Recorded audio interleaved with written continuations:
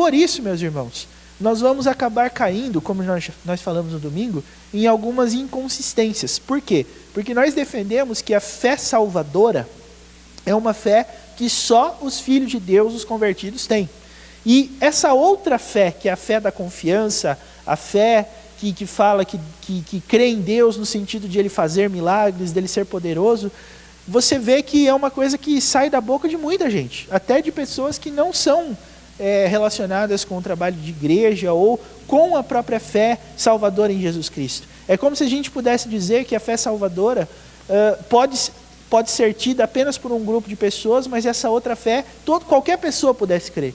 Porque muita gente diz que acredita em Deus, mas a Bíblia chama isso de fé. E a gente provou no domingo que não. A Bíblia não chama crer em Deus de fé. A Bíblia chama crer em Deus no aspecto de salvação e no aspecto de esperança. Ou seja, para nós, fé e esperança estão relacionados com uma coisa só: salvação. Quando a Bíblia define fé em Hebreus capítulo 11, ela diz: fé é a certeza das coisas que se esperam, a convicção dos fatos que se não veem.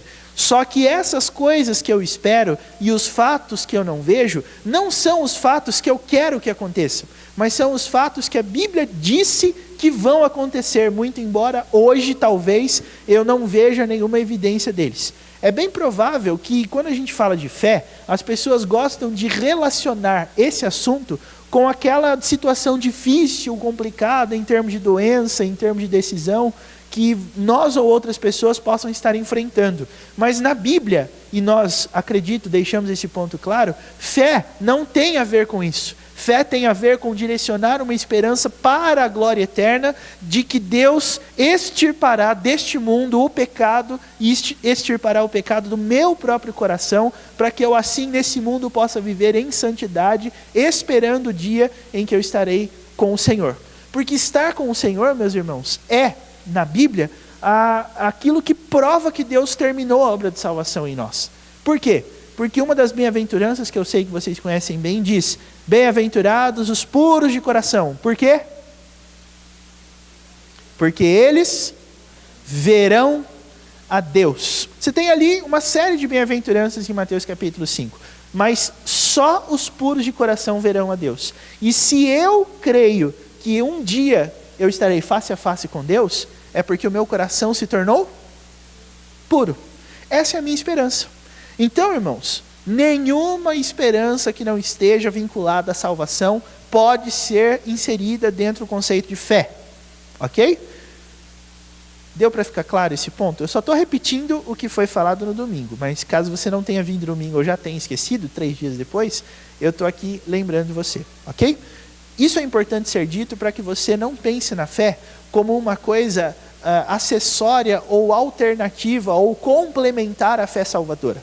Quando a gente fala sobre a fé salvadora, nós não estamos falando de uma ação pontual, mas nós estamos falando de uma ação que perdurará até o dia em que o Senhor nos chamar. Nós, meus irmãos, em um sentido já fomos salvos, mas no outro sentido ainda não. Por quê? Porque neste mundo nós ainda estamos sujeitos a cair. Então eu ainda não fui salvo totalmente do pecado. Eu tenho certeza que eu serei, porque essa esperança é o que faz com que o Espírito Santo possa ser recebido por mim. O Espírito Santo em mim, a Bíblia diz, é o penhor, ou seja, é o selo de Deus de que Ele vai completar essa obra. Só com a presença do Espírito Santo no coração, nós, por exemplo, conseguimos reconhecer que nós pecamos e que nós somos pecadores. Sem essa confiança, nós não vamos reconhecer. E é bem provável que na sua vida, mesmo você convertido, alguns momentos você é atribulado pelo pecado, mas você não o reconhece. E por não o reconhecer, parece que a presença de Deus está distante de você. Parece que Deus reteve as manifestações da presença dele na nossa vida.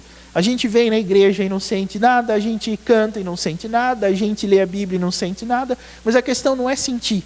A questão é que a própria ação não é motivada mais por um desejo de crescer em santidade. Mas a gente olha para a Bíblia e olha para ela como quem diz: o que eu estou fazendo aqui? Eu não sei o que está acontecendo.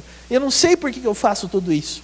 Então, irmãos, fé e esperança em Deus tem tudo a ver com o aspecto salvador da obra de Cristo. Sem focar na salvação, todo tipo de esperança é vã, porque nada nesse mundo pode nos satisfazer plena, completa e eternamente. Tá certo? Paulo diz isso lá na primeira carta aos Coríntios, capítulo 15, versículo 27 ao 28.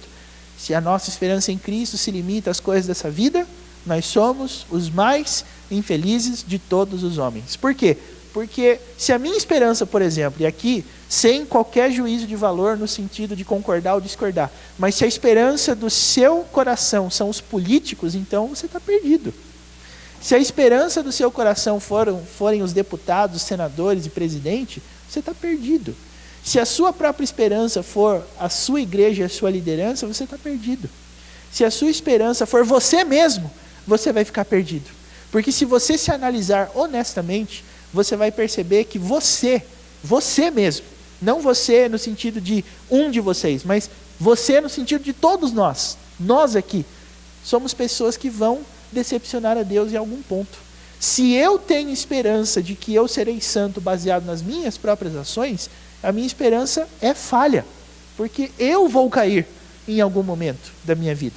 E isso, irmãos, é o que faz com que a gente tenha que, durante toda a nossa vida, direcionar a nossa esperança continuamente em Deus. Por quê?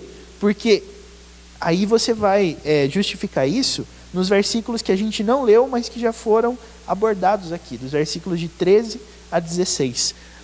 Aquilo que nos incentiva a buscar uma vida de santidade é a obra de salvação. Deus é santo, nós também devemos ser. E por isso, nós não nos amoldamos mais às paixões que nós tínhamos antes, no nosso tempo de ignorância em relação a essas coisas. Tudo isso é ligado por Pedro para que eu e você tenhamos uma só consciência nesse mundo. Nós estamos esperando por uma pátria nova. E aí, você pode se perguntar em alguns momentos, você está vivendo como se você fosse esperar uma pátria nova? Hoje a esperança do seu coração é pela glória eterna? Se você for ser bem sincero, eu acredito que você vai dizer que não. Talvez existam outras coisas que nós queremos tanto ou até mais na prática do que a glória eterna.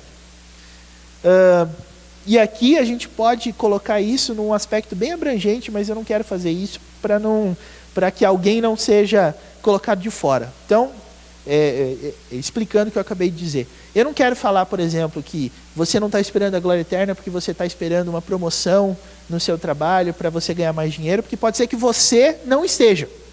Mas existem outras esperanças que podem estar também sendo acalentadas no seu coração, e você tem orado por isso, e você tem colocado diante de Deus, mas se a sua esperança é de que essas coisas vão acontecer, você vai ser frustrado em algum momento. Existem oportunidades em que nós oramos e Deus coloca as ações da forma que a gente pensa e ora. Mas existem momentos em que a resposta de Deus vai no sentido totalmente contrário ao que a gente quer. E é nesse sentido que eu digo que a nossa esperança pode se frustrar. Quantas vezes você já pediu A e Deus te deu B? Ou C? Ou W? Lá para o final. E isso, meus irmãos, é prova de que Deus errou ou que Ele não nos ama? Não. Mas é porque Deus, quando Ele pensa na nossa vida, Ele não pensa diariamente como a gente pensa.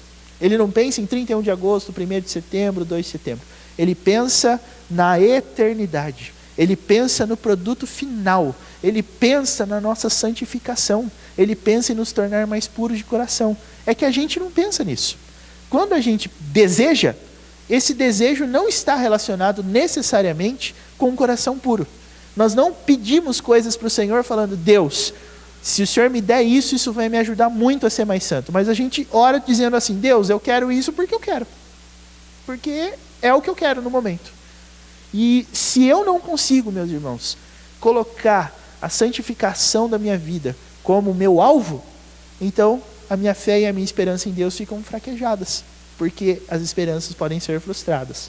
Então o alvo seguro para você que é filho de Deus é colocar suas esperanças na santificação, porque há garantias bíblicas de que isso vai acontecer. Aliás, a garantia bíblica é que essa esperança Deus vai concretizar. Deus não vai concretizar nenhuma outra. Deus não tem compromisso com nenhuma outra esperança que não seja esta. Por quê? Porque Deus não prometeu nada para os filhos de Deus, a não ser que eles vão ser feitos santos segundo a imagem dele. Deus não prometeu mais nada para o filho dele, a não ser isso. E Deus tem compromisso só com o que ele promete. Ok? Isso dito, meus irmãos, eu gostaria que você então agora, com esse background em vista, olhasse primeiro para os versículos 17 e 18. Os versículos 17 e 18 que nós já abordamos informam a cada um de nós que nós temos que ter uma postura adequada durante o tempo da nossa vida nessa terra. Mas detalhe, o texto no versículo 17 chama a nossa postura nessa terra de um jeito muito especial. Veja o que diz aí o finalzinho do versículo 17. Portai-vos com temor durante o tempo da vossa peregrinação. O que é peregrinação?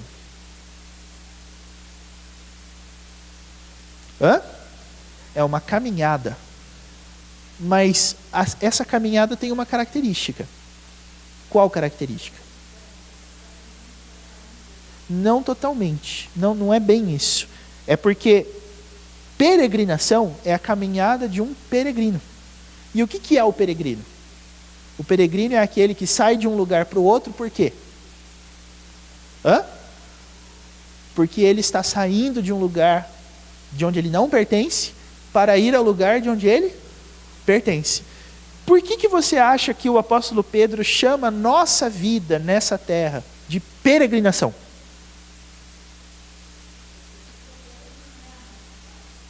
Primeiro, porque essa não é a nossa pátria. Segundo, porque nós não somos daqui. E terceiro, para ser bem presbiteriano, né, fechar com 3. Tem uma terceira razão. Porque, meus irmãos, nós caminhamos em direção oposta às pessoas deste mundo. Enquanto elas estão concentradas na vida delas agora, eu estou concentrado na minha vida depois. Então, a minha felicidade não é através das coisas que esse mundo me dá para que eu seja feliz hoje. Mas eu nego as coisas desse mundo para que eu possa ser feliz lá. É por isso que eu sou um peregrino, porque esse estilo de vida não tem a ver com nada que esse mundo propõe. Porque esse mundo, por exemplo, você pode reparar que todos os comerciais que querem vender um produto de uma forma apelativa, tratam isso como uma coisa muito clara.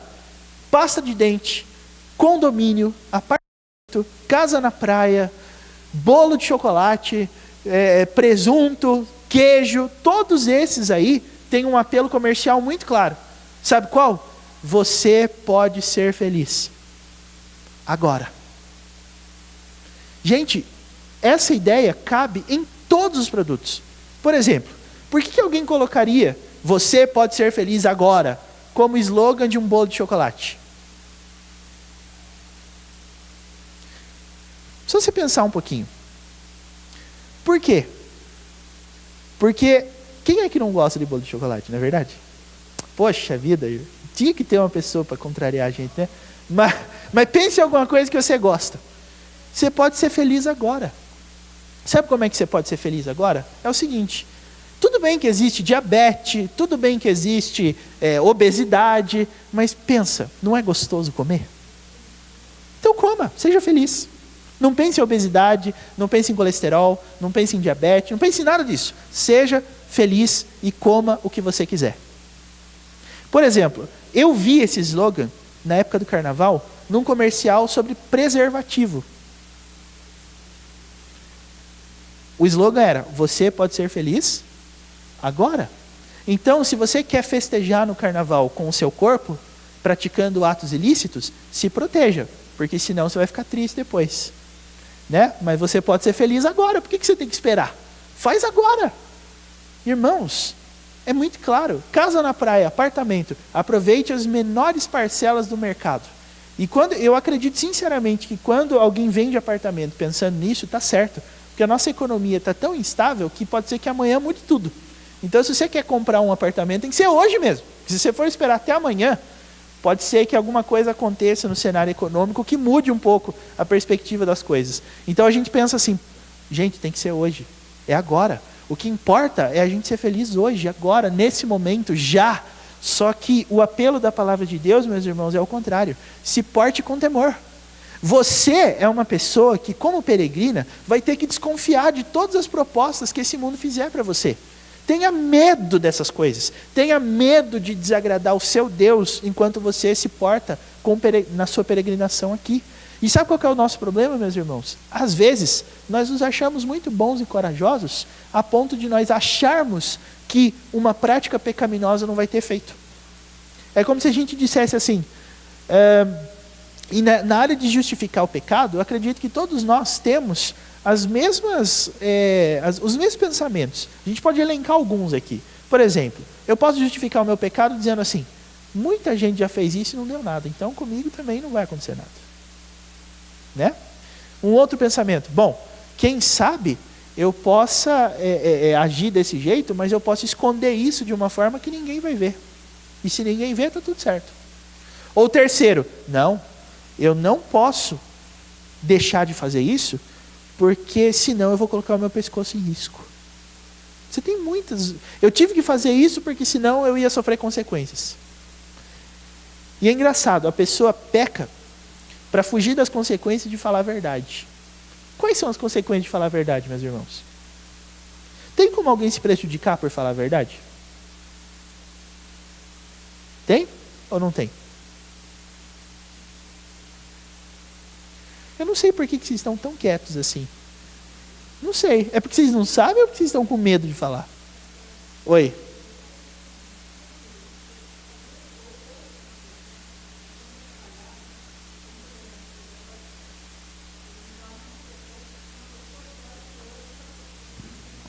Uhum.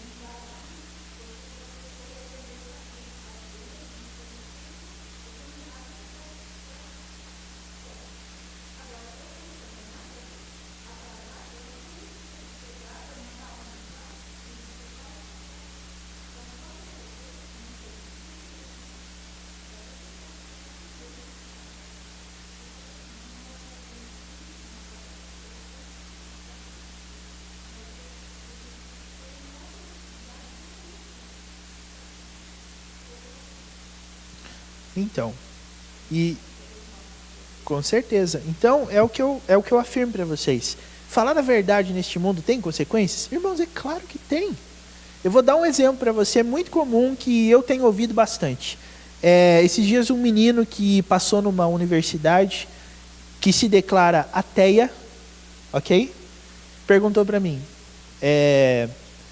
eu não posso começar um trabalho da BU, Aliança Bíblica Universitária, aqui na minha faculdade, porque a minha faculdade se declara ateia. Tem faculdades que não, que se declaram laicas.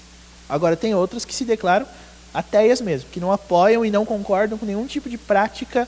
Inclusive, na faculdade que esse menino estuda, é proibido, inclusive, ler a Bíblia no campus da faculdade. Porque eles não concordam, então se não concordam, por que eles vão usar, né?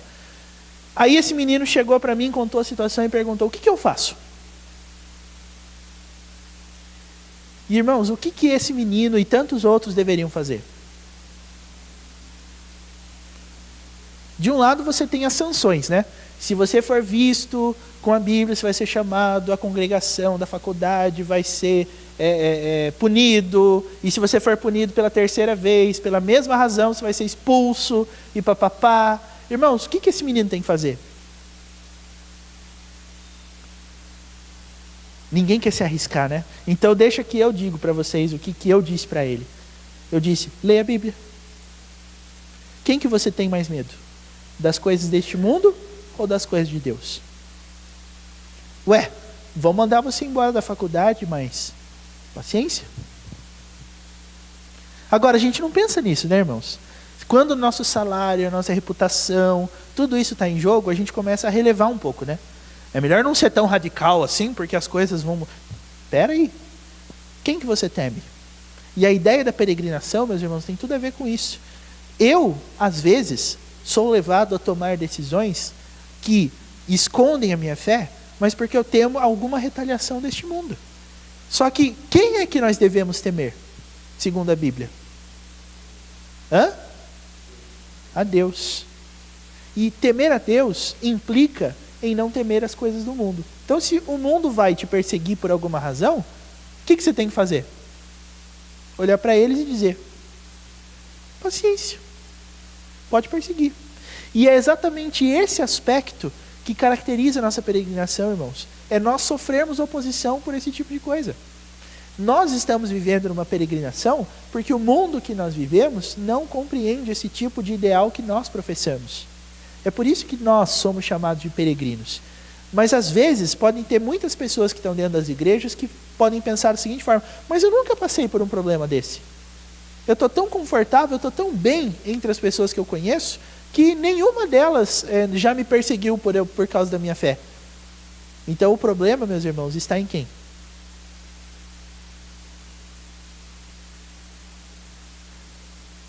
A senhora está perguntando ou está afirmando? O problema, meus irmãos, em quem está? Eu vou repetir a pergunta para ver se mais gente se manifesta. Está na fé, ou está nas pessoas, ou está em nós? O problema está em nós. Nós é que temos medo. E é exatamente aí que você vai provar a sua fé em Deus. Porque se você tem fé em Deus, você vai saber que Deus vai sustentar você, mesmo quando todas as pessoas condenarem, por causa da sua postura em relação a Deus. Uma coisa, e o próprio apóstolo Pedro vai deixar isso claro no capítulo 4, é você ser perseguido porque você errou. Outra coisa é você ser perseguido como um peregrino. Uma coisa é ser malfeitor, outra coisa é ser peregrino. Tá certo? Muita gente perseguida pode levantar isso a seu favor, falando assim: as pessoas, todo mundo está me perseguindo, porque eu acho que eu incomodo as pessoas. Não, o que eu e você temos que ter na cara é vergonha, para reconhecer que as pessoas podem nos perseguir por um erro, ou se você vive como um peregrino. São duas coisas totalmente diferentes. A gente vai chegar lá ainda. Mas o peregrino, meus irmãos, é alguém que sabe, versículo 18, sabe. Olha como é que o versículo 18 começa. Sabendo, saiba disso, que não foi mediante coisas corruptíveis como prata ou ouro, que fostes resgatados do vosso fútil procedimento que vossos pais vos legaram. Qual que é a ideia que Pedro está defendendo aqui? Nós terminamos o estudo na semana passada falando sobre isso. Ele chama prata e ouro aqui de coisas corruptíveis. E ele faz um contraste no versículo 19 com o sangue de Cristo.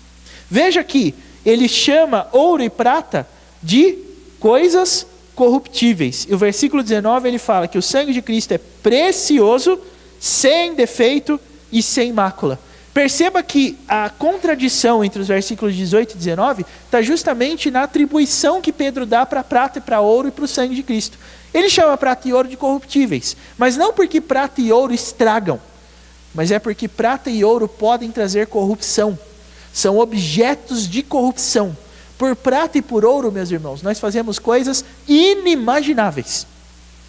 Por prata e por ouro, nós arriscamos a nossa vida e até mesmo a nossa reputação, se o que tiver em jogo for prata e ouro.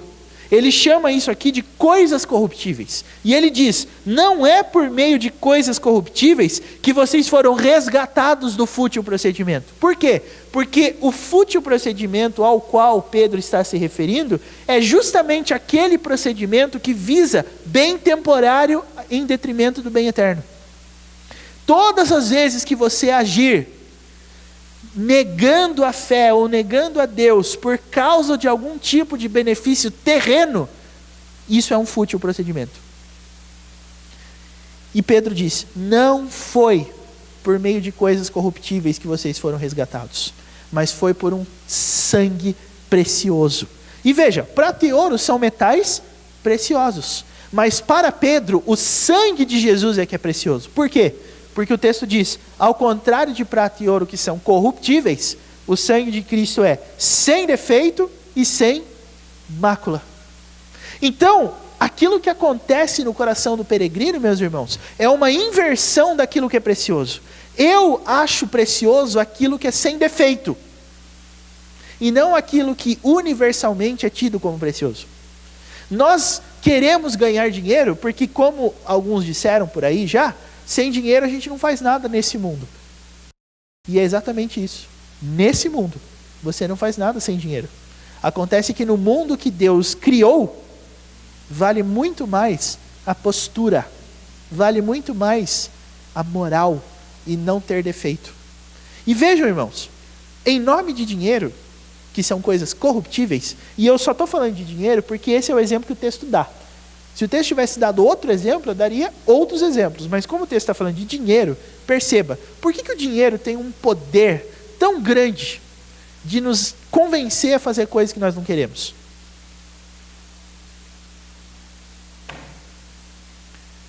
Vou dar um exemplo. Digamos que você não queira aceitar uma jornada de trabalho de 8 horas diárias, ganhando menos do que o que você ganha. Mas se essas 8 horas diárias te derem o dobro do que você ganha, o que você vai fazer? Cara, não estou nem vendo, pode aumentar para 10. Né? É assim que a gente faz. A gente chega cansado no final do dia, 4 horas cedo, 4 horas da tarde, ou 4 horas da tarde, 4 horas da noite, mas no final do mês o dinheirinho caiu na conta, a gente olha e fala assim, tá ótimo. Tá ótimo. Irmãos, não é que você, de novo, tá? Não é que vocês são assim, nós somos assim. Em nome de dinheiro, a gente faz essas coisas, não faz? E aí, você vai perceber que você passa 8 horas por dia dedicado à sua atividade profissional. Quando você chega em casa, você está cansado, claro, trabalhou 8 horas, né? A única coisa que você quer é você comer um pouquinho, colocar o seu pijaminha ou a sua roupa de dormir e dormir até o outro dia. Só que vai chegar um dia em que você, depois da sua jornada de trabalho, não encontrará a janta pronta. E aí? O que vai acontecer?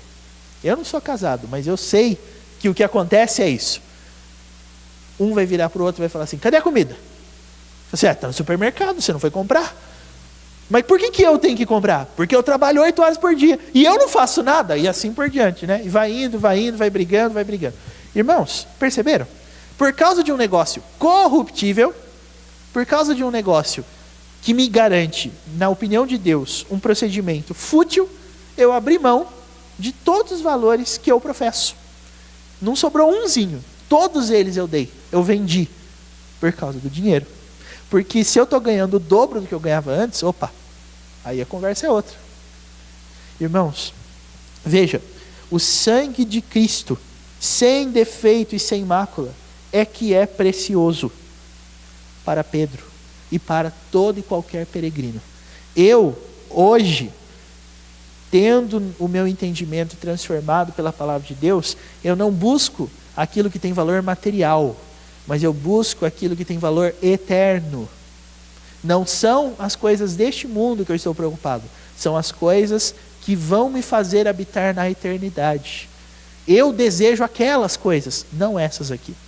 Então veja, isso tem impacto muito sério dentro do nosso viver, porque quando a gente vai tomar uma decisão, geralmente a gente considera algumas coisas antes de considerar outras.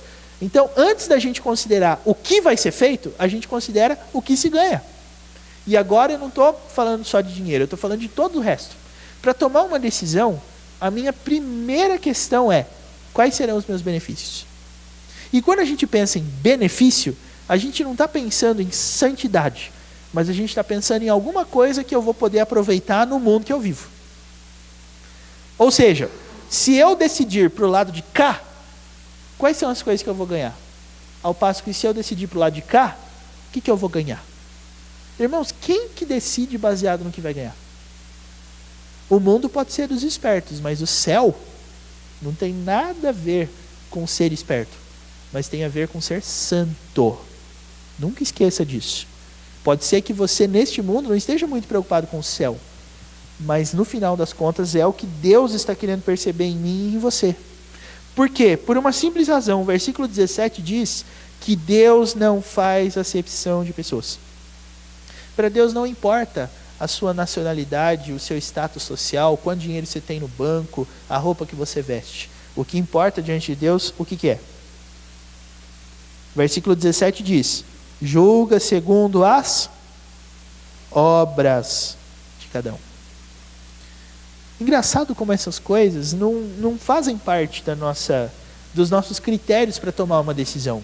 Mas o peregrino age pensando nisso.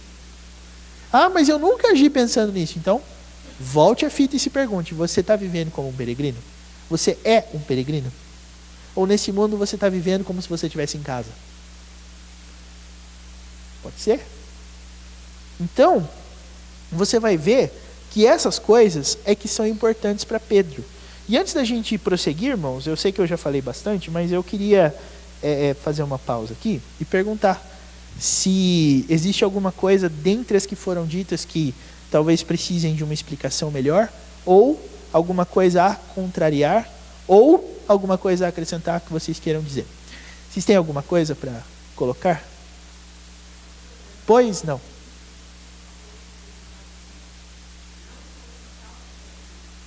Oi?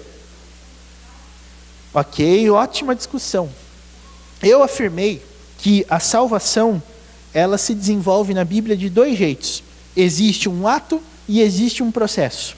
Quando eu digo que eu fui salvo, é porque o sangue de Cristo me justificou na cruz e eu já não tenho mais que viver carregando, melhor dizendo, a culpa do pecado. Mas o pecado ainda não foi tirado de mim, porque eu ainda peco. Então, para os estudiosos da nossa linha de pensamento, a linha reformada, salvação para nós é assim: nós fomos libertos do poder do pecado e estamos sendo libertos dia após dia da presença do pecado. Então, nesse caso, se alguém te perguntar assim: você é salvo? Você pode dizer sim e não. Sim, porque Cristo me libertou e eu hoje quero a santidade, porque se Cristo não tivesse me libertado, eu não ia querer. E não, porque o pecado ainda está em mim. A salvação tem esses dois polos. É aquilo que na teologia reformada nós costumamos dizer: o já e o ainda não. Já posso viver de forma santa, mas não de forma plenamente santa, porque o pecado ainda está aqui. Então, irmãos, salvação, segundo esse ponto de vista, é um processo. Nenhum de nós já está perfeito. Por quê? Porque a presença do pecado ainda está tanto em mim quanto no mundo onde eu estou. Nesse sentido, eu ainda não fui salvo. Mas isso não quer dizer que eu não posso ter segurança da minha salvação. Porque o que é a segurança da salvação? É a certeza, lá de Filipenses 1,6, né? Aquele que começou a boa obra em mim, há de completá-la. Em que sentido Deus vai completar a obra de salvação? É porque a presença do pecado ainda está dentro de mim. Um dia não estará mais. Então, nesse sentido, a obra não está pronta. Oi? Oi? Então, mas é isso que eu estou querendo dizer. Existe um dia onde Deus vai finalizar essa obra. Hoje, se você for perguntar assim: já estou santo como Deus quer que eu esteja? Hoje não, mas um dia eu serei. Porque se eu lutei neste mundo para ser salvo, para ser santo, melhor dizendo, é porque eu serei santo lá na frente. Essa é a argumentação de Pedro. E só para deixar esse ponto mais claro, observe só o que diz aqui o versículo 13. A gente não leu, mas eu acho que esse versículo vai aclarar essa questão para nós. Alguém poderia ler o versículo 13, por favor?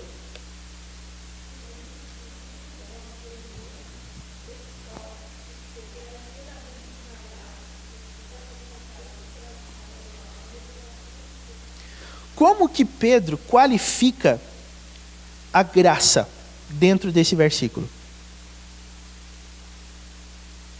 Repare que ele disse que não que a graça foi trazida, mas está sendo trazida. O que isso significa? Isso significa que eu devo esperar neste mundo que Deus vai completar a obra de salvação que Ele começou em mim. E como que eu posso ter essa certeza? Versículo 14. Como filhos da obediência, não vos amoldeis as paixões que tinhais anteriormente na vossa ignorância. Não ser movido pela paixão ao pecado é uma coisa que eu ainda não consigo plenamente, mas é algo com o que eu posso resistir já. Então, a prova de que a graça começou, mas ainda não terminou, é porque hoje eu não sou movido pelas paixões antigas, mas eu consigo resisti-las. Primeiro ponto. Segundo ponto, eu ainda não consigo resistir plenamente a elas. Por essa razão, eu ainda não sou uma obra pronta. Eu sou uma obra que Deus está fazendo dia após dia. É por isso que a questão de ser santo nesse texto, meus irmãos, não é uma questão pontual, mas é uma questão gradual também. Olha o versículo 15. Pelo contrário, segundo é santo aquele que vos chamou, o que diz aí? Tornai-vos santos. Veja, e eu já expliquei isso, mas eu gostaria de repetir de novo. Claro, se repetir é de novo, desculpa a redundância, tá? O versículo 16 diz, porque escrito está, sede santos, porque eu sou santo. Parece que tem uma confusão aqui, né? Porque, de um lado, o versículo do versículo 16 está citando um versículo do Antigo Testamento que diz, sede. Mas o versículo 15 está dizendo, tornai-vos. Ser e se tornar. O que isso significa? Significa que a Bíblia está confundindo a nossa cabeça? Não. Significa o seguinte, ser santo, como Deus é algo que neste mundo eu não consigo ainda por causa da presença do pecado. Mas eu me tornarei santo, porque essa é a esperança da graça que Deus plantou no meu coração. E como é que eu posso ter essa certeza? É porque eu não quero ser santo só lá, eu quero ser santo aqui também. Se eu não quero ser santo aqui, não tem por que eu querer ser santo lá, na glória eterna. Tem um dos escritores que tem livros vendidos na nossa livraria, que ele diz isso sobre o céu, Kevin DeYoung, naquele livrinho amarelo ali, Brecha em Nossa Santidade, que é muito bom por sinal. Ele diz, se você não quis a companhia de um Deus santo enquanto você morava nessa terra, por que é que você vai querer ir para um lugar onde a presença desse Deus santo é a maior atração? Ou seja, irmãos, nós queremos ir para o céu, por quê? Porque o céu, como diz uma música que a gente cantava na minha infância, é um lugar maravilhoso, cheio de glória e gozo, e lá nós vamos ver o nosso Salvador. De novo, quem é que pode ver o nosso Salvador? Quem é puro de coração. Então, a esperança de que eu vou ver o meu Salvador tem tudo a ver com o fato de que Deus vai purificar o meu coração. Ele já fez isso? Não. Vai fazer? Sim. Como é que eu tenho certeza? Ele já está fazendo hoje. Porque eu não sou mais guiado pelas paixões do mundo, mas eu resisto a elas. De forma plena, ou seja, não vence mais as paixões? Não, as paixões ainda me vencem. Mas eu as resisto todos os dias. Então, onde que eu quero chegar com tudo isso? Fomos salvos? Sim. Em que sentido? Deus colocou dentro de nós o Espírito Santo que nos refaz todos os dias em relação ao conhecimento de Deus. Nós buscamos a santidade. Agora, já somos completamente santos? Não. Mas como que nós temos certeza de que nós seremos aceitos por Deus? É porque a obra que Ele plantou no meu coração, através de Cristo, pelo Espírito Santo, é o que me capacita a resistir ao pecado hoje. Como é que você sabe que você é salvo? Não é se você já orou, mas é se você resiste às paixões. Porque resistir às paixões é uma coisa que só o Filho de Deus consegue. Se você encontra por aí as pessoas dizendo, quando eu vi já foi porque eu não tive como resistir. Questione, tem salvação aí ou não? Então, eu não posso dizer nem sim nem não porque eu não sou papa. Né? O papa é que diz, você é salvo, você não é. Mas eu, pela palavra de Deus, posso levar você a pensar. Se você é salvo, o que leva você a pensar isso? Você resiste às paixões? Porque vocês vão reparar que muita gente diz que é salva porque um dia orou e pediu para Jesus morar no coração. Irmãos, isso não tem base bíblica. até vou assustar vocês um pouquinho. Isso não tem base bíblica. O que tem base bíblica é a luta contra as paixões, porque essa é a marca da graça. Isso é o que planta esperança no meu coração. Porque eu resisto ao pecado hoje, porque eu tenho certeza que um dia eu vou viver num mundo onde não vai ter mais pecado. Essa é a minha esperança. Se essa não for a minha esperança, a salvação é uma coisa frustrante. Porque se você relegar a fé a uma confiança de coisas deste mundo que podem ou não podem se cumprir, do tipo ficar rico, casar com uma pessoa famosa e ter carro na garagem, eu vou morrer triste. A única esperança que eu posso ter é que eu vou viver numa terra sem pecado. Porque senão, não há esperança que vá se cumprir. Então todo esse caminho foi necessário para nós respondermos a pergunta que foi feita aqui. Em que sentido somos, em que sentido não somos salvos? Então, antes de perguntar para vocês todos, eu queria perguntar para a dona Rose. Ficou claro? Ficou claro? Então, para todos vocês, nós já fomos salvos? Sim. Em que sentido? Hoje, nós temos capacidade para negar as paixões do pecado. Nós já estamos completamente salvos? Não. Porque o pecado ainda habita dentro de nós e no mundo onde nós estamos. O que é a fé, então? É a esperança que eu tenho que um dia eu vou morar numa terra sem pecado. Essa é a esperança da glória, da qual fala a palavra de Deus, a esperança da graça. Nenhuma outra esperança, meus irmãos, é bíblica. Tá? O que me leva a ser salvo nessa terra? A ser santo nessa terra, hoje? É a certeza de que um dia eu morarei numa terra transformada, renovada, sem pecado. Deu para entender isso? Então, somos salvos? Sim e não, ao mesmo tempo. Sim, por quê?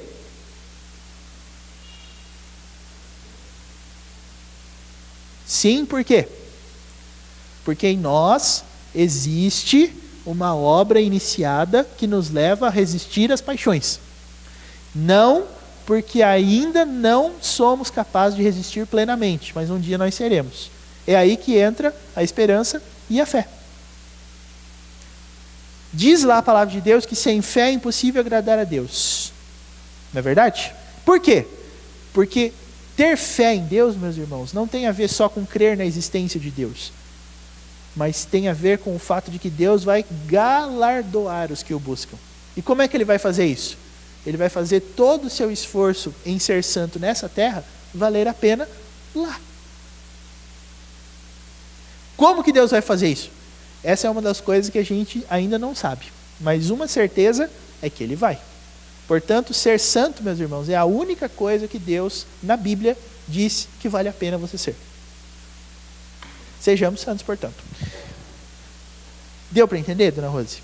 Deu para entender, pessoal? Deu?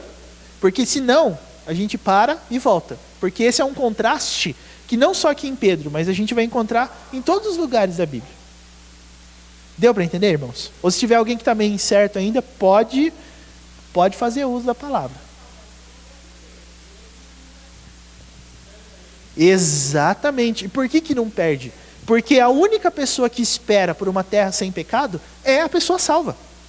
Pergunte para qualquer pessoa que mora neste mundo, que vive neste mundo, que pertence a este mundo, qual que é a esperança dela. Ela não vai conseguir dizer. E se ela dizer alguma coisa, ela vai falar coisa do tipo assim, eu espero que um dia as coisas mudem. É uma resposta meio vazia, assim. Mas aí você fala, mas vai mudar? Aí a pessoa fala, Tipo, faz um teste. Nós hoje tivemos o impeachment da ex-presidente Dilma e assumiu Michel Temer, tá? Sem, obviamente, colocar aqui juízo de valor ou coisa da natureza. Mas pergunte para as pessoas, agora vai? Ninguém vai responder, vai. Não, agora... Irmãos, as previsões econômicas para o Brasil são previsões extremamente duras e complicadas. Eu não sei se vocês viram isso, mas o déficit primário... O que é déficit primário? Eu não sou economista, mas déficit primário é assim. É quando você pega o que foi arrecadado e o que foi gasto, um menos o outro. Esse déficit primário, no Brasil, em 2016, até o mês de julho, deu 12 bilhões de déficit. Ou seja, nos primeiros 7 meses deste ano, o que se gastou e o que se arrecadou foi ultrapassado em 12 bilhões de reais. É muita coisa. Eu não sei se você acha muita coisa, mas 12 bilhões de reais é muita coisa. Isso não vai melhorar do dia para a noite. Isso não vai melhorar amanhã. Mas é o cenário econômico do Brasil. Com esse dado agora em mente, eu pergunto de novo para você. Agora vai? Aí você vai falar assim, eu espero que sim, né? Mas tem como garantir? Não tem. Agora, a Bíblia me diz que eu tenho como garantir que esse mundo vai ser transformado. E baseado em quê que isso vai acontecer? Baseado nas promessas de Deus. Deus prometeu isso. Se Ele não tivesse prometido, não tinha como esperar. Tá bom? Ficou claro então, gente? Ficou mesmo? Vou confiar em vocês, hein? Tá bom. Pois não.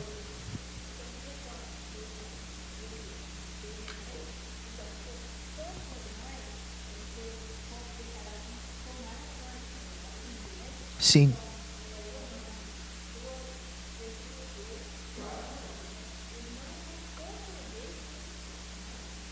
Uhum.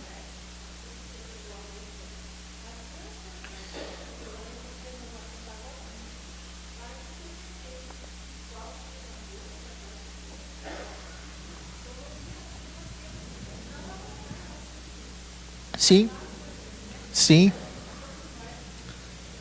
Com certeza. E isso é uma coisa diária. Não tem como você restringir o processo de santificação a um dia. E talvez, meus irmãos, o nosso problema seja o pensar que a santidade é para alguns momentos só e não para todos. Porque quando, por exemplo, você está se preparando para ir para um casamento, você já vai meio pronto já a não aceitar algumas propostas. Se tem gente... se você está vendo que as pessoas estão se alterando por causa da bebida, você não vai ficar perto. Você vai procurar não olhar para as roupas que estão indecentes, seja você homem ou mulher. A gente toma uns cuidados. A gente ora pedindo assim, Deus, eu quero que o Senhor me ajude a ser santo naquela festa. Só que a gente não pensa em ser santo na hora que está levantando, né, irmãos? Se você vai ficar em casa o dia inteiro, parece que daí não vai ter oportunidade para cair. Será? Pensa assim, você sozinho em um computador. Você sozinho em a televisão.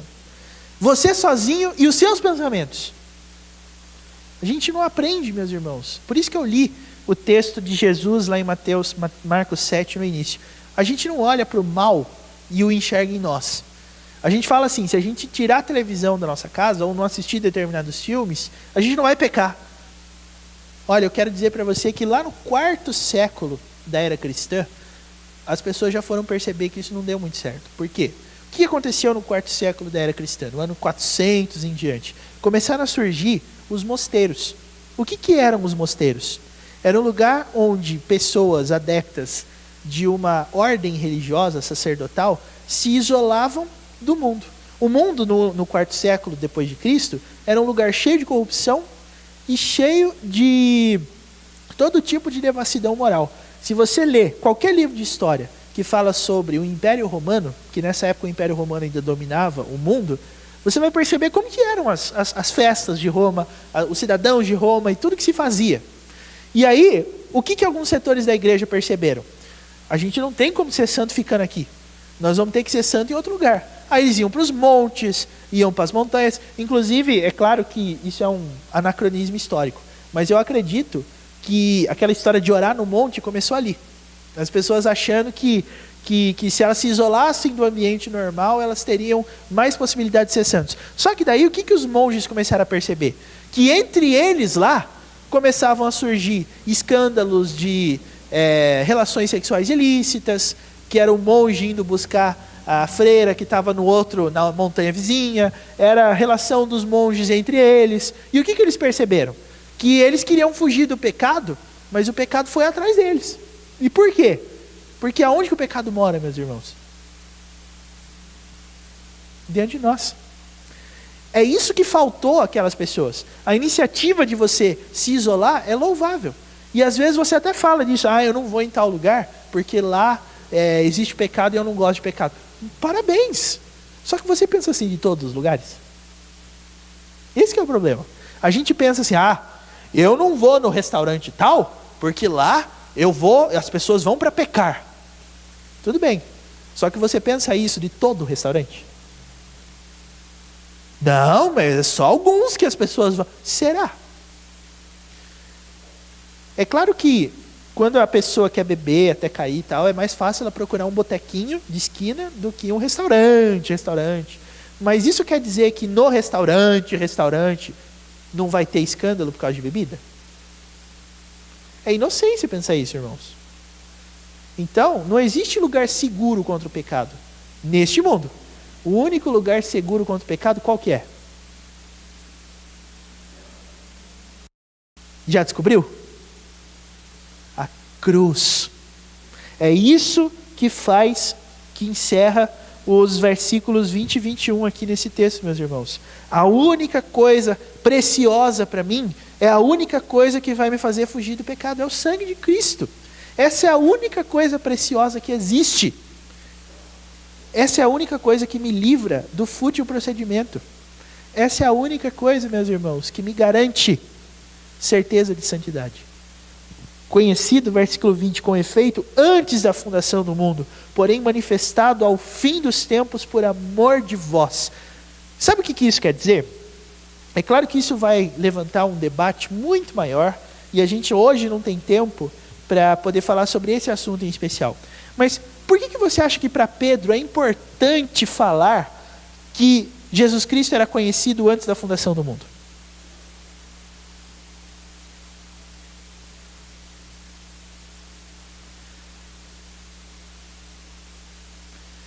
Eu consigo identificar nesse texto duas razões básicas. Primeira, para dizer que salvação é um projeto eterno de Deus. Muita gente considera a salvação um plano B, no sentido de que o homem caiu no jardim do Éden, aí Deus teve que fazer uma coisa, ai meu Deus, o que nós vamos fazer? Vamos salvar esse povo de outro jeito. Aí ele mandou Jesus Cristo. Não.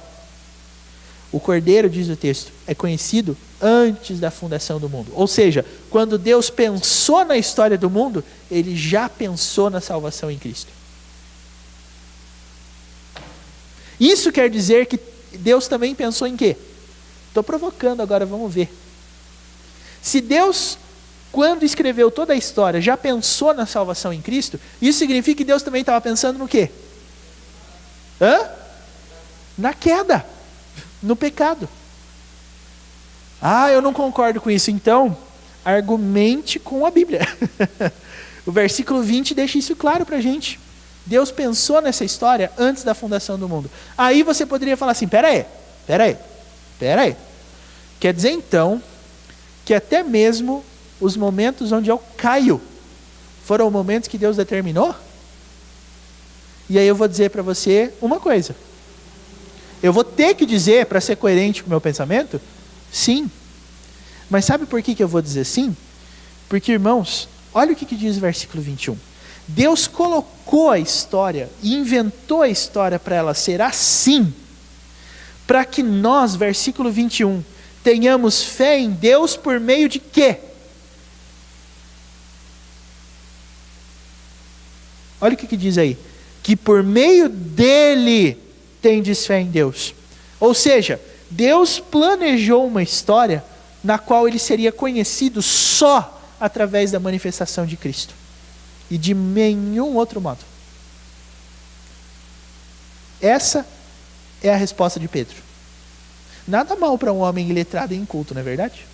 Deu uma sacada teológica aqui maravilhosa. Pedro responde a gente dizendo assim, Deus inventou a história desse jeito. Para quê? Para que você entenda que fé é uma coisa que só se pode ter mediante Jesus Cristo. Por isso que Deus pensou na história assim. E aí o versículo vai continuar. O qual o ressuscitou dentre os mortos e lhe deu glória. De sorte que a vossa fé e esperança estejam em Deus. Então, a ressurreição de Jesus Cristo, meus irmãos, sobre os mortos, é para que Deus nos ensinasse duas coisas. Primeiro, que nós só podemos ter fé nele, por meio de Cristo. E segundo, para que nós só pudéssemos ter esperança em Deus. Deus ressuscitou alguém dentre os mortos. Isso quer dizer que, no nosso ponto de vista, a única coisa que não tem jeito, que é a morte. Esse, meus irmãos, é o registro histórico, bíblico, daquilo que Deus intenta para a história. Deus pensou em tudo isso que vocês estão vendo. Tudo isso. E pensou também em tudo aquilo que a gente ainda vai ver. Para quê? Para que nós entendamos que nós só temos que ter fé e esperança em Deus. Só por causa disso. Se a minha fé e se a minha esperança estiverem voltadas a qualquer outra coisa, meus irmãos, não é fé, não é esperança. Mas fé e esperança só em Deus. Porque a preocupação com a morte deve ser aquilo que norteia a nossa vida como peregrinos nessa terra. E aí, você vai perceber por que o apóstolo Paulo era um homem tão ousado na pregação do evangelho. Porque o apóstolo Paulo foi violentamente perseguido, apedrejado, sofreu naufrágio e todo tipo de coisa. E ele era um homem espetacular. Inclusive, essa ideia não é minha, é uma ideia de um autor chamado Matt Chandler, que escreveu um livro chamado Morrer é Lucro. E nesse livro, onde ele também prega através de uma palestra, ele diz assim: por que o apóstolo Paulo era tão impressionante? O apóstolo Paulo não tinha medo de nada. A impressão que dava é que ele encarava qualquer pessoa e qualquer circunstância pelo evangelho. Porque um dia chegaram para ele e falaram assim: Paulo, se você não parar de falar, nós vamos deixar você preso e você não vai ter o que comer e o que beber. E aí ele respondia: eu aprendi a viver contente em toda e qualquer situação. Aí alguém falava assim: ah, é? Mas então nós vamos te matar. E ele falava assim: o viver é Cristo e o morrer é lucro.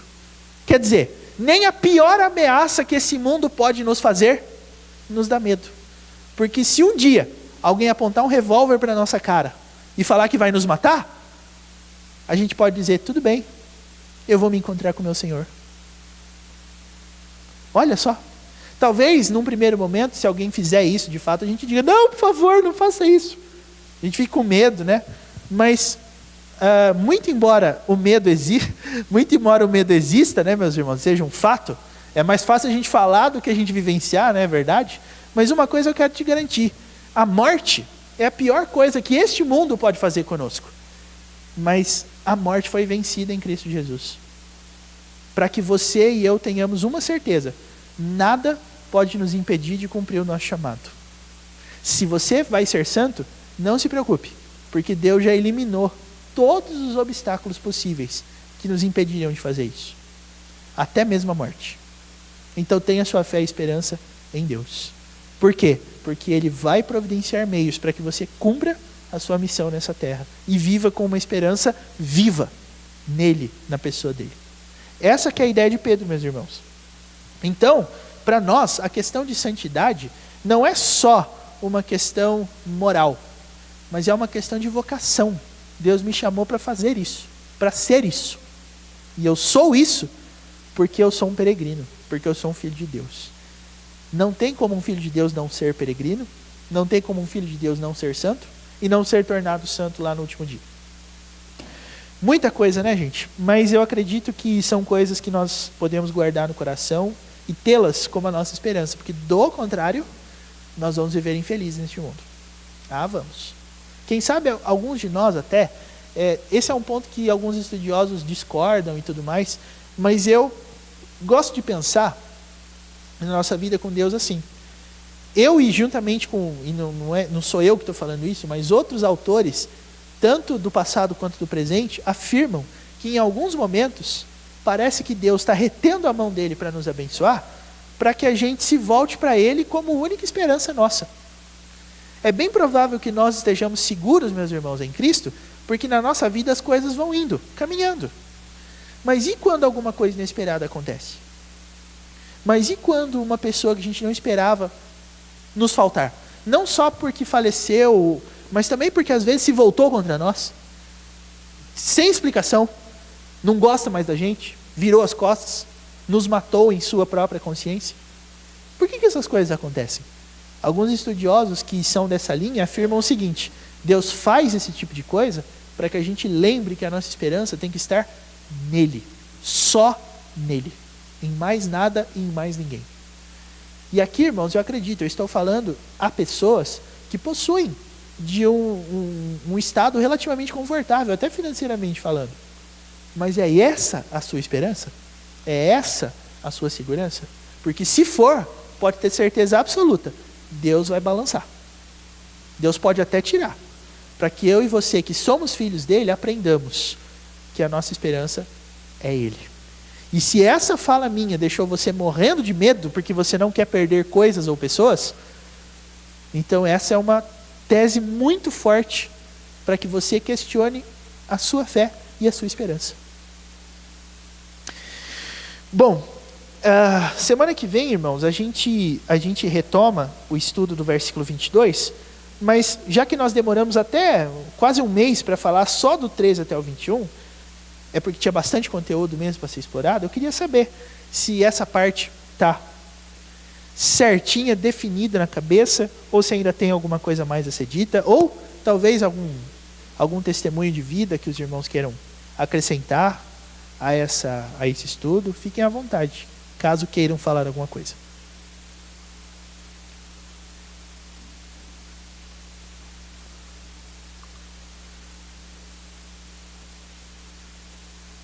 Amém, então. Encerramos esse nosso estudo dizendo o seguinte: se a sua esperança for o seu partido político, você está perdido. Se a sua esperança for algum tipo de homem ou cargo, você está perdido. Se a sua esperança for o seu time, você está perdido mais ainda. Mas se a sua esperança é Cristo Jesus, aí você pode ter certeza que essa esperança é inabalável. Tenhamos essa certeza, meus irmãos, em nome de Jesus. E saiba, para Deus é uma questão pessoal tornar Ele mesmo a nossa única esperança. É um desafio pessoal para Deus.